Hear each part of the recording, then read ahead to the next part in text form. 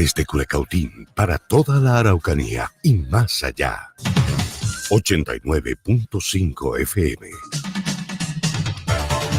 Radio Araucanía Andina. Aquí estamos nuevamente en esta conversación de hablar por hablar que tenemos, o nos reúne a tres amigos que con ganas de querer comunicar, con ganas de querer decir, y por cierto, y bien activo en la noticia y en la política diaria. Por cierto, estamos con Héctor Ramírez desde Arauco. ¿Cómo está, Héctor? Buenas tardes y bienvenido a este Hablar por Hablar.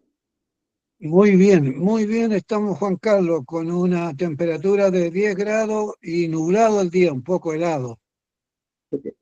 Qué bueno, aquí se está echando a perder, tenemos un poquito de sol, pero se está echando, la temperatura no avanza mucho. David Espinosa, entiendo que usted está en Viña del Mar, ¿cómo está? Estamos en Viña del Mar, hola, muy bien, tranquilo, también nublado, ¿no? A veces aparece el sol, pero muy erráticamente, pero en general bien. Ya. ¿Y la salud cómo estamos? Un 7 y más.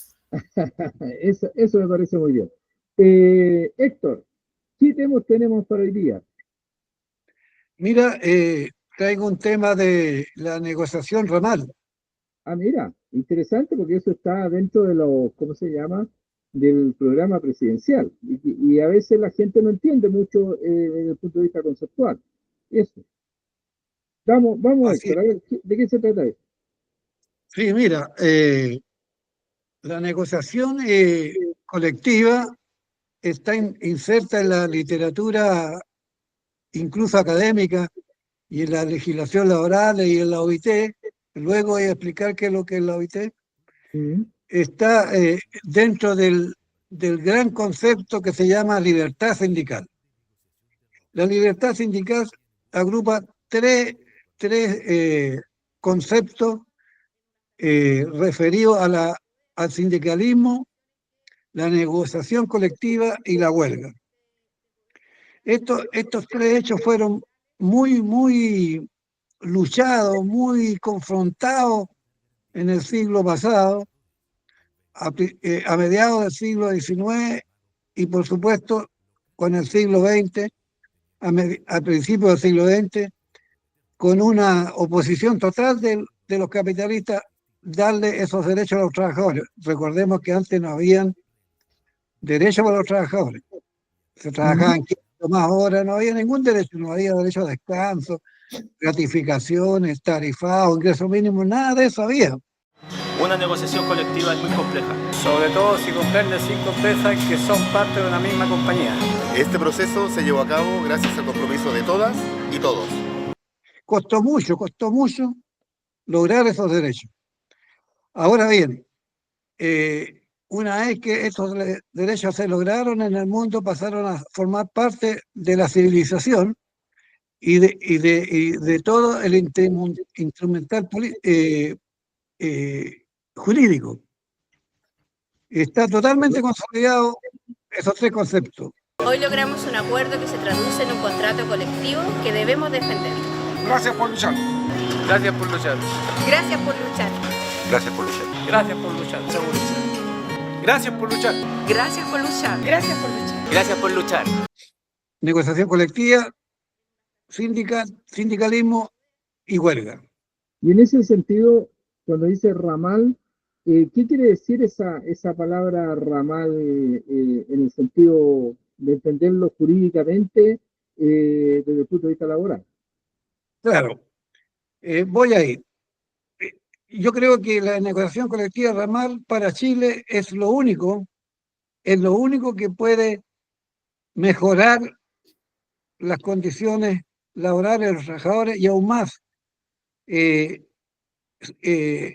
poder terminar con una gran desigualdad en los ingresos de los chilenos. Es lo único, no hay otra. Ministra y ahora candidata Janet Jara ya había anticipado que no había espacio para la negociación y quizás la impulsaría si llega a la moneda. Que la negociación colectiva ramal es un compromiso del gobierno del presidente Boric y yo espero que se pueda cumplir. ¿Y qué significa la renegociación ramal? Significa que los trabajadores ya no negocian por empresas pequeñas y pequeñas que tienen muy poca fuerza, como se ha demostrado en los 50 años en Chile. ¿Ya? Tienen muy poca fuerza los trabajadores para negociar. Son en pequeñas empresas de 20, 30 trabajadores. La gran industria desapareció. La prestación ya es más de servicio y comercio, salvo las mineras que quedan, son grandes empresas. El resto no negocia, ni siquiera negocia colectiva, menos ramal. No hay, y la negociación colectiva hoy, en Chile se ha mantenido entre 7 y 10% en los últimos 50 años. Ya. En Chile hay 8.000 trabajadores, 8 millones de trabajadores. Mira, Y negocia en sus mejores momentos el año 2000, una vez ya vuelta a la democracia, en sus mejores momentos llegó al 10% de negociación colectiva. Eso significa que de 8 millones negociaban 800.000 personas, 800.000 trabajadores. exactamente. Es muy poco, es una de las más bajas de la OCDE. Ese porcentaje de negociación colectiva es la más baja de los países de la OCDE. Y en el mundo Chile está en el 8º lugar con menos tasa de negociación colectiva. O sea, de abajo para arriba. Claro, de los más bajas de negociación colectiva en el 8º lugar. Primero está México y otros países que tienen menos negociación que Chile. El resto de los países están todos por encima de Chile. ¿Ya? Los países de Europa, 60, 70. Francia tiene un 98% de los trabajadores de Francia negocian colectivamente. Ahí hay mucho más igualdad de ingresos, mucha más igualdad. A mayor cantidad de trabajadores que negocian colectivamente, mayor es los ingresos de los trabajadores. Pero en Europa está la negociación ramal, en la mayoría de los países. Por esa razón, la mayoría de los trabajadores están afectos a la negociación ramal. Y eso es lo que se quiere para Chile. Porque si Chile sigue con el 7 o 8%, nunca va a haber igualdad de ingresos, mejoría en los ingresos. Los trabajadores, los 8 millones de trabajadores, vamos a vivir endeudados. ¿Ya? Porque con los ingresos que nos da el empleador directamente, sin mediar negociación colectiva, no llegamos a fin de ver los trabajadores. No llegamos. No, Héctor, en ese sentido, ¿cómo podemos explicar a nuestros auditores qué significa la negociación ramal? O sea, ¿cuál es una rama? Quiero decir, por ejemplo, que un bar o un restaurante que esté en Curacautín y tiene un garzón, ese garzón se negocia con todos los garzones de Chile. No, en ese caso puede haber una negociación por comuna. ¿Ya? ¿Se imaginan ustedes un sindicato comunal del comercio? ¿Ya? Negociaría colectivamente de acuerdo a la realidad de cada empresa. No todas las empresas ganan lo mismo. Claro que sí. Pero no habría ningún trabajador del comercio de esa comuna que carecería de negociación. Todos estarían incluidos en la negociación. Y eso significa mayores ingresos. No, aunque sean 10.000 pesos para un trabajador de comercio, y ya es un 10.000 pesos que no los tenía. Condiciones laborales y todas esas cosas. Por supuesto, las condiciones laborales y remuneracionales. Porque habría que decir que en estos pueblos pequeños hay muchos trabajadores que han trabajado por vida y ni siquiera les han cotizado. Claro. No, en Chile es muy precario el trabajo en Chile. Los grandes empresarios y los grandes medios señalan que somos un ejemplo de exportación y estamos ligados a todo el mundo y Chile exporta, somos cobre, madera y ahora la industria pesquera y el vino y todo lo demás, y qué bueno todo. ¿Y quiénes han ganado? Han ganado los trabajadores con ese tremendo ingreso de la exportación. No, perciben el ingreso mínimo nomás. Claro, Incluso negociando los trabajadores, entrando a una negociación colectiva ramal, los trabajadores no dependerían del ingreso mínimo. El ingreso mínimo pasaría a ser insignificante. No Claro. habría necesidad de ocupar el ingreso mínimo. Y eso que evidentemente este gobierno ha subido el ingreso mínimo o ha producido alza en el ingreso mínimo significativa respecto de otros gobiernos. Por supuesto, si el ingreso mínimo ha sido el puntal de la economía chilena para los trabajadores más precarios, porque nunca, la gente que percibe el ingreso mínimo nunca van a tener derecho a una negociación colectiva. Si en cambio tienen derecho a una negociación colectiva, no, el ingreso mínimo pierde importancia. Okay. Entonces, Héctor, estamos en una precariedad muy grande de los trabajadores. exactamente. Acuérdense Héctor, ustedes que hay más de 2 millones de trabajadores que trabajan para la subcontratación, ya los contratistas. Y esos ganan, algunos están con negociación colectiva, perciben un poquito más, pero son sindicatitos chicos. y ahí en ese caso, la Y el realidad, contratista tampoco no es un gran empresario, el no, contratista por supuesto. tiene un Oye, margen, mira, un en el margen que caso, la gran empresa le da. en el caso de Arauco, Héctor, ya que tú estás ahí, ¿cómo está el tema sindical en general? Digo, más o menos es el índice de Chile en este nivel de sindicalización, o eso está Sí, peor sí, o un poco mejor. sí, se maneja el sindicalismo más o menos en el promedio de Chile. Ya, Aquí la gran empresa, el complejo Arauco, que es ya, celulosa, y la empresa maderera, que trabaja todo el año, mm, plantaciones, así, vivero, plantaciones, y después explotación, y está todo el año en eso. Los sindicatos están en el mundo de los contratistas, ¿ya? ya, Ahí están los sindicatos. ya. Y en celulosa, por supuesto, que tiene un Claro, sindicato grande. porque finalmente no son Y empleados de la empresa, son empleados de una empresa que le vende el los servicio a una contratistas son del mundo forestal, son todos contratistas y no son de la empresa, sino que son de los contratistas privados de la empresa. El de empresa. celulosa, los trabajadores dependen directamente de celulosa. Son alrededor de 500 trabajadores. Mira, ¿y eso es perfectamente legal que se vea así? Sí, sí, No, sí, por supuesto. Antes del golpe de Estado, 1973, había una ley, la 17.000 y tanto, que prohibía entregar a contratistas las faenas del rubro principal de la empresa.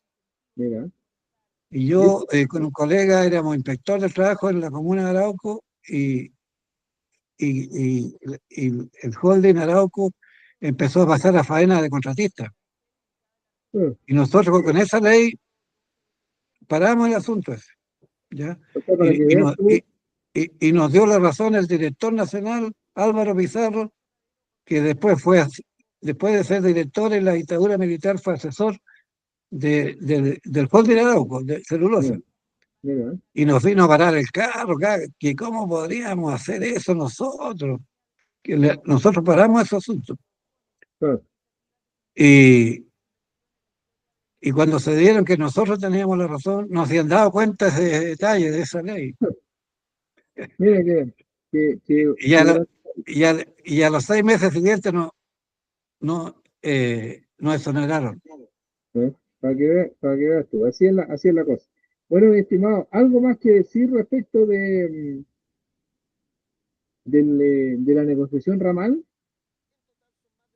Claro, yo veo ahí que es la única manera, porque considerando que la empresa se privatizó en Chile a partir del golpe militar y la empresa, la economía está en manos privadas. En más o menos el 80% de la economía pertenece al sector privado. Y el sector privado paga los sueldos y salarios para 8 millones de trabajadores. Exactamente, Entonces, ¿de qué manera se puede mejorar las condiciones? ¿Se puede salir de esta tremenda desigualdad que hay? Mientras el grupo económico pequeño, el 1%, se enriquece día a día más y los trabajadores no les alcanza para llegar al mes de sueldo. De la única manera es la negociación colectiva ramal. exactamente. Gracias, Héctor Ramírez. Simplemente decir también a nuestros amigos que quieran participar en este coloquio, en esta conversación, hablar por hablar, es que se dirijan a nuestro WhatsApp, el más 569-3610-0657, manifestando sus inquietudes, temas que quisieran abordar, etcétera, con estos dos grandes, tanto de la política laboral como de la política económica. También decir que el Liceo Industrial Las Araucarias de Curacautín también está participando en nuestro programa, como también se nos han agregado amigos de Malarcahuello, como la Grúa Malarcahuello, y una buena cosa, que es la frutería y verdulería Don Nano, que está ahí, casi en la esquina de la Plaza de los Caballos en Malarcahuello. David Espinosa, ¿qué tema nos tiene usted preparado hoy día en la tarde? Mira, yo creo que hay un tema bastante actualizado respecto de la medición de la pobreza. Mira, La pobreza, bueno, afecta fuertemente sobre todo a los países del tercer mundo, países pobres, en desarrollo, qué decir de África. Y la medición de la pobreza en general ha sido un tema bastante complejo, en general porque mide la pobreza de distintas comunidades, distintas sociedades, y eso es algo muy dinámico, ¿no? Pero para ir al caso chileno, vamos a dar una cifra que parece espectacular. Por ejemplo, para el año 2020 se estimaba una pobreza de un 6,5%. 6,5% Chile de pobreza. Y eso era un índice bastante positivo, extraordinario, incluso podríamos decir hasta con estándares mundiales. un oasis superior a Canadá, a Estados Unidos, a muchos países. Y el problema es que habían errores en este tipo de medición. Que no lo estábamos midiendo bien. No se estaba midiendo correctamente, y este gobierno conformó una comisión especial de expertos que hicieran un reanálisis de la situación, actualizarlo, ver qué estaba bien, qué estaba mal, etc. Y según esta comisión, en sus conclusiones, llega a que la pobreza debería ser un 22,3%. O sea, vamos al revés. Este cambio de 6,5 a más de 22%. Sí, ahora insisto, el 22% es una estimación nuestra, sí. La cifra oficial la vamos a saber unos meses más, sí. Pero igual va a ser bastante más alta que la existente. Tremendamente dispar los distintos números, porcentaje respecto de lo que es la pobreza en Chile. Y es algo, de mi punto de vista, ¿no?, que es muy, muy personal, algo muy violento, muy violento. ¿Por qué? Porque esto conlleva muchas situaciones de injusticia. Una de esas, por ejemplo, de que una persona que a lo mejor está radicada como pobre, ¿no?, no le llegaron los beneficios sociales que da el Estado o las transferencias que tiene que hacer el Estado a los sectores de menores ingresos. Entonces, es realmente complejo, ¿no? Y políticamente uno dice, bueno, ahí hay razones más que suficientes para un estallido social. Y algo más, ¿no? Pero, por ejemplo, va a seguir con el tema del análisis. Por ejemplo, en 1958 la pobreza se estimaba en un 58,6%. ¿De Chile? En Chile. El 74, un 21%. O la pobreza, ¿no? El año 74, después del gobierno Salvador Allende, la pobreza bajó considerablemente. En 1990 se estima una pobreza de un 38,6%, que es más o menos lo que entregó la dictadura que se llevó al democrático. El éxito económico de la dictadura. El éxito económico, el milagro económico de la dictadura tenía un 38,6%, con los índices que medía la dictadura, además, ¿no? Y del 2006 se estima la pobreza un 13,7%, y de ahí continúa, qué sé yo, el 2020 con la pobreza que comentábamos de un 6,5%. Entonces hay una serie de situaciones que en la medición de la pobreza es complejo. Por ejemplo, en muchas partes, en muchos periodos se midió lo que era una canasta basada en las calorías. En las calorías que debería consumir un ser humano, qué sé yo, y esto en un momento fue realmente importante, pero después se empezó a distorsionar con respecto al tipo de alimentación que, sobre todo lo que es la comida chatarra, que últimamente en los últimos 10 años, qué sé yo, ha invadido lo que son los países tercermundistas. Entonces, ese elemento que se tomaba como fundamental empezó a quedar de lado. Y de hecho, una de las propuestas de esta nueva comisión es considerarlo obsoleto y considerar lo que técnicamente permite que el ser humano se alimente bien, ¿no? Con frutas, verduras, qué sé yo, y todo lo que se considera necesario para la buena salud, y no lo que sería la comida chatarra. Exactamente.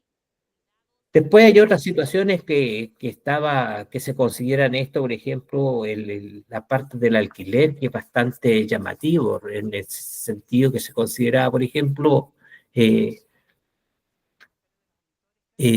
a poner un caso bien personal, ¿no? Yo tengo una casa que la arriendo y se la arrendé a unos amigos conocidos venezolanos, y por decir, se la arrendé en 100.000 pesos. En 100.000 pesos. Y la casa, según la encuesta que hacemos o las encuestas que se hacen en ese momento, esa casa está evaluada para arriendo más o menos en 300, 400.000 pesos. Entonces, la consideración del análisis de la pobreza para esa persona que vivía se consideraba como un ingreso a los 400.000 pesos. No lo que pagar, efectivamente. Y bueno, y esa consideración de 400.000 pesos a veces lo sacaba de la línea de la pobreza. Sí, claro. Entonces, se llegó a la situación de que consideraron 24.000 hogares que no califican en la situación de pobreza por el supuesto ingreso que recibían en arriendo o en ocupar una casa determinada. La gente pobre, qué sé yo, o vive gratis, o casa de familiares, o se toma un lugar, o vive en un campamento, y eso le daban una evaluación y eso lo consideraban como ingreso para la pobreza. Entonces, esa es una situación, qué sé yo, bastante anómala, y es lo que se empezó a desvirtuar respecto de los índices que estamos viendo, ¿no?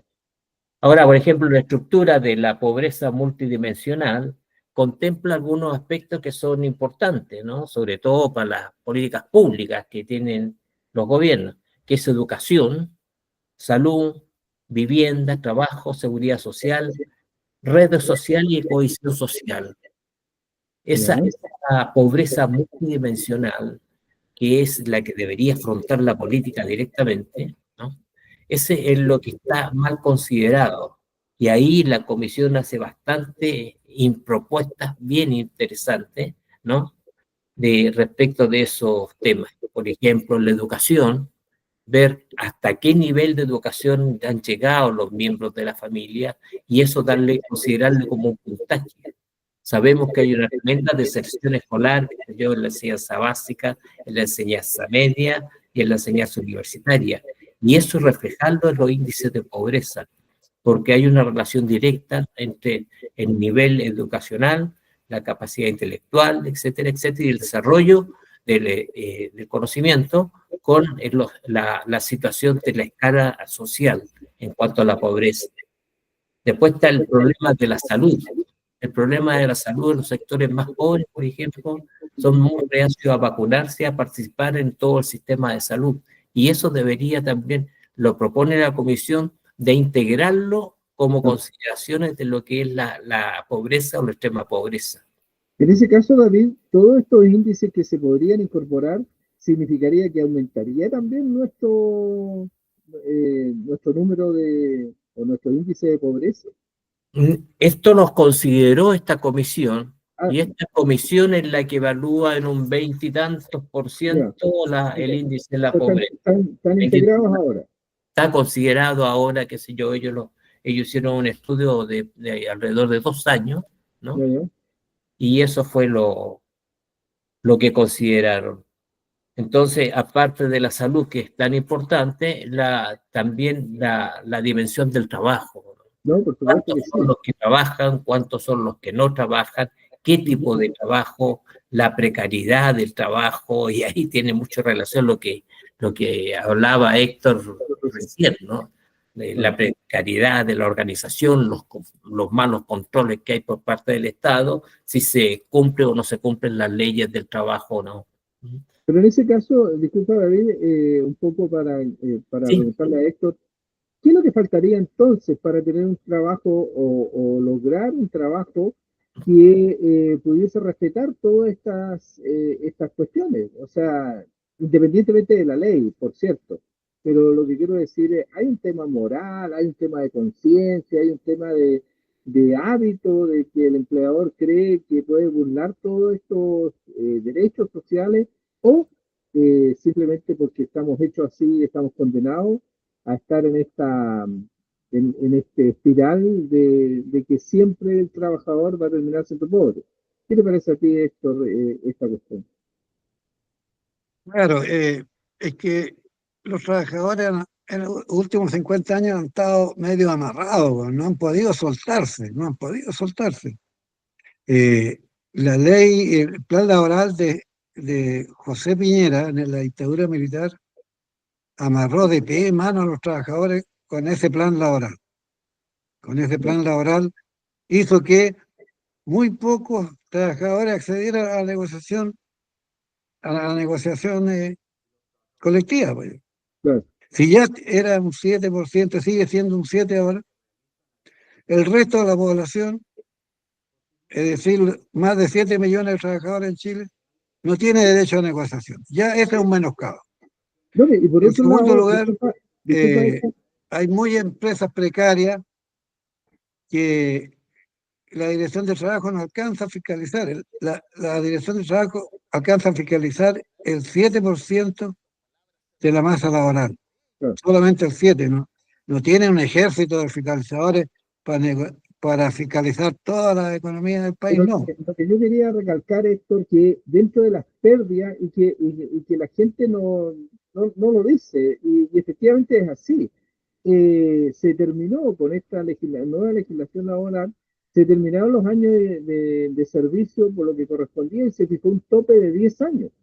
O sea, todos los años de más, definitivamente por ley quedaron fuera. Y eso es una No, en los expoliación 17 años de dictadura lo rebajó a 5 años. Y antes no tenían tope. Si tú trabajabas 20 o 30 años, te pagaban la indemnización por año de servicio, sin tope. Y la dictadura lo bajó a 5. Tú podías trabajar 10 años, pero te pagaban siempre un mes por año con tope de 5 años. ¿Ya? Bueno, y ahora, al volver la democracia, se negoció y se dejó en 11 años. Claro, pero esa es una expoliación que nosotros aún tendríamos que luchar para que sea devuelto ese legítimo derecho, ¿no? En términos concretos. Claro, y a eso se agrega ¿cómo decirlo? La codicia, la mezquindad del empresario. Porque el empresario, fíjate que yo he comprobado, yo trabajando en la Dirección del Trabajo como inspector, y siendo una persona informada de los medios de comunicación y todo, de lo que sucede en el país, oye, la derecha, los parlamentarios de derecha que representan a los grupos económicos,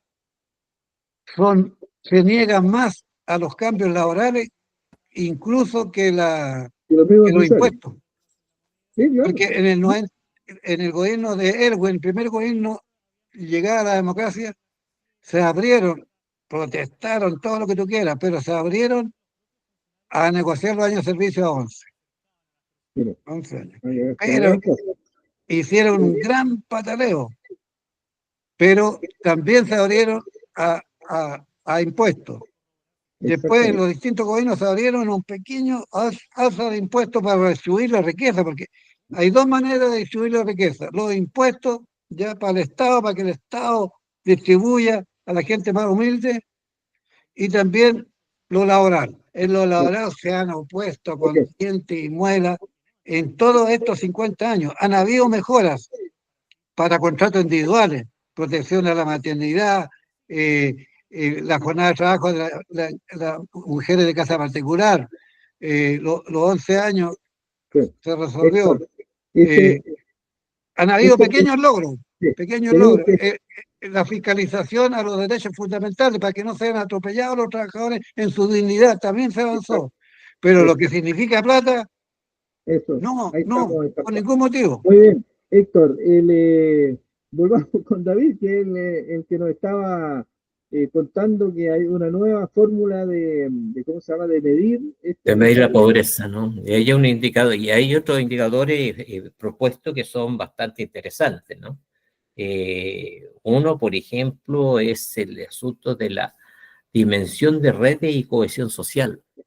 Mira. Y dentro de esos indicadores es muy importante, suponte, lo que es la conectividad, qué sé yo, ¿no?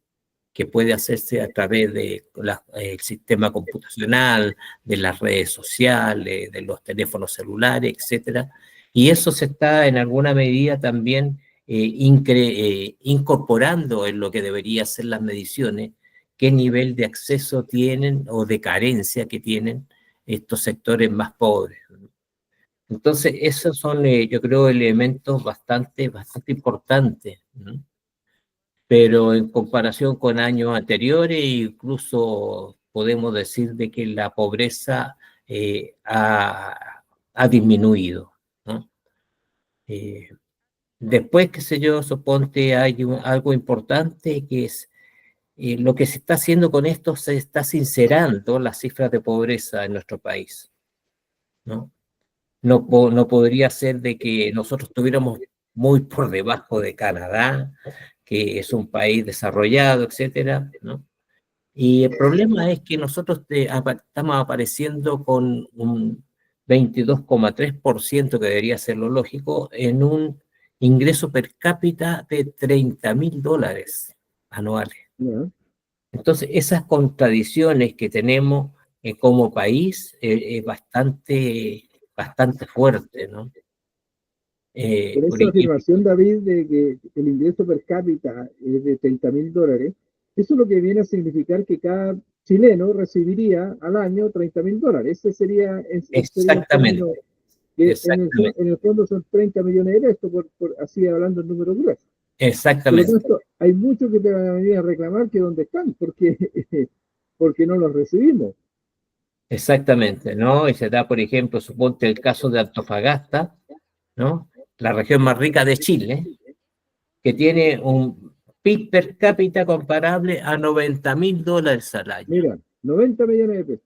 Y se observan los niveles de pobreza cercanos al 20%. Para que veas. Claro.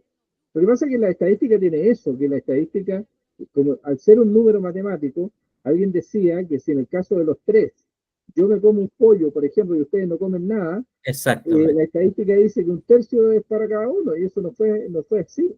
Exactamente. Entonces, mire, yo creo que como reacción muy personal, esto te violenta un poco de ver, qué sé yo, la concentración de la riqueza por una parte, la expoliación que se hace de la clase mayoritaria, de la clase trabajadora, ¿no? De la gente, de la informalidad que hay en el sistema, y un poco respondiendo a lo anterior, ¿no? Hay un problema cultural, un problema de estructura de país, qué sé yo, del tipo de sociedad que se está construyendo, y eso es lo que yo creo que tiene esta sociedad enferma, y el sistema económico, político, social no está dando el ancho para resolver los problemas de los habitantes de este país. Porque no solamente el problema es, qué sé yo, la pobreza, lo que significa esa pobreza, significa de no llegar a fin de mes a comer lo necesario, significa no tener educación, significa no poder comprar los remedios para la salud, significa no tener ningún tipo de distracción, significa estar disponible para participar en lo que la delincuencia los pueda hacer ganar algún ingreso. Ejemplos son carne viva o un mercado bastante barato para lo que es los centros delictuales y los traficantes. Claro. Queridos amigos, esta cuestión de la radio tiene esto, de que uno se pone a conversar y se empieza a meter en el ¿cómo se llama?, en el meollo del asunto, y se nos acaba el tiempo, se nos pasa y tenemos que terminar. Pero yo no podría... ¿Cuántos minutos nos quedan? ¿Ah? ¿Cuántos minutos nos quedan? Nos quedan 4 minutos. Pero yo no puedo terminar este programa sin que por lo menos tener la opinión respecto de que ayer se hizo en el Salón Summit 2025 realizado en Frutillar, la candidata del oficialismo y el abanderado del Partido Republicano marcaron sus estilos y tuvieron varios cruces en temas como empleo, seguridad y permisología. En tanto, la carta de Chile Vamos, Evelyn Matei, criticó la confrontación entre sus adversarios y se mantuvo en segundo plano. La pregunta es, ¿vieron el debate o supieron del debate? ¿Qué les pareció? Y hacia dónde vamos a ir enfocando nuestra política, diría yo, de conversación, el estar en el área chica, por decirlo de alguna manera. Héctor. Mira, yo lo vi parcializadamente, no completo, Claro. pero me pareció que los dos candidatos de la derecha no tienen propuesta específica para el sector. Ese foro se hizo, este foro presidencial se hizo para ver la realidad de la industria pesquera en el sur, que ha dado harto empleo y alta divisa para el país. Y la sorpresa para mí que estas dos candidatos no tienen propuesta de futuro, fueron con eslogan político, ¿ya? Fueron contra la izquierda, lo que siempre caracteriza a ellos, pero propuestas no hubo propuestas aterrizadas, porque eso de bajar los impuestos es una idea general, sí, pero no hay una propuesta para el sector salmonero.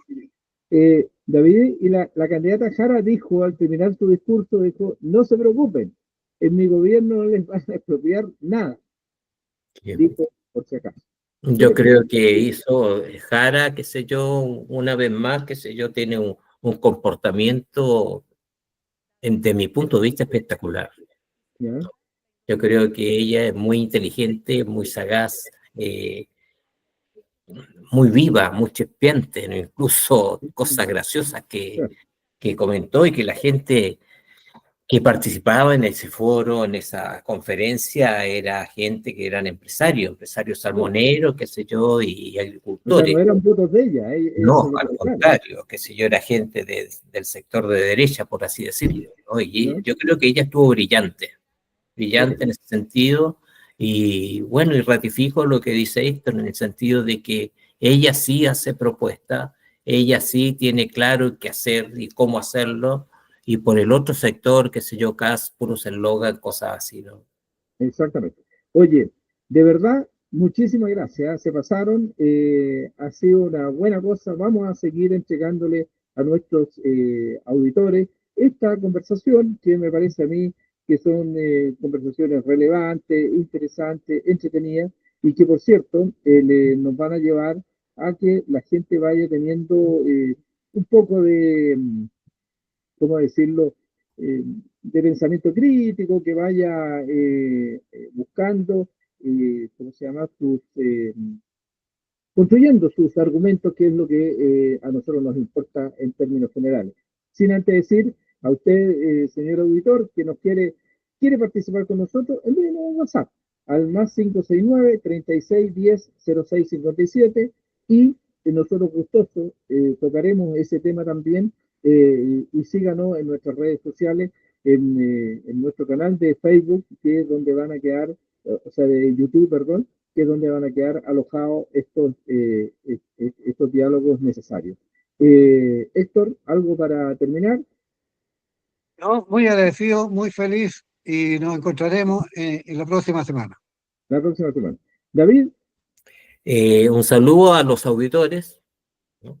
Ojalá que puedan participar enviando preguntas o cuestionando lo que planteamos, pero están invitados, qué sé yo, y contentos de estar participando. Y arriba Chile. Perfecto. Muchísimas gracias. Nos vemos la próxima semana. Nos encontramos por esta misma audición. Y acuérdense, día miércoles, a partir de las 2, pasadito a las 2 de la tarde, estaremos aquí para conversar con ustedes. Un abrazo a todos y siga en nuestra programación. Chaito. Desde Culecautín para toda la Araucanía y más allá.